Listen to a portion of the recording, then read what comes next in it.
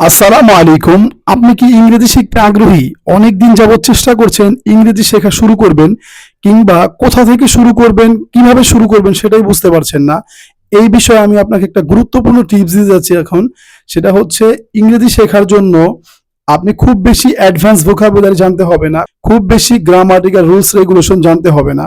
আপনাকে যেটা জানতে হবে সেটা হচ্ছে বলার ধরন। বাক্য বানানোর ফ্রেমটা কিভাবে শুরু করতে হয়, কিভাবে বাক্যটা বানাতে হয় সেটাই জানা জরুরি। যেমন, আপনি ইংরেজিতে অনেক ধরনের মোডালস ভার্ব রয়েছে, হেল্পিং ভার্ব রয়েছে, অক্সিলারি ভার্ব রয়েছে।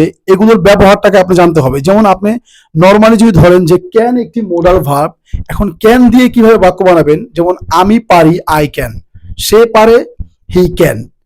এভাবে জাস্ট বাক্য বানানো। আমি কোনো একটা কাজ পারি, আই ক্যান ইট। সে দৌড়াতে পারে, হি ক্যান রান। আমার বাবা কাজ করতে পারে, my father can work. That's it. এগুলো বলে আপনি বাক্য বানাতে পারেন খুব সহজে।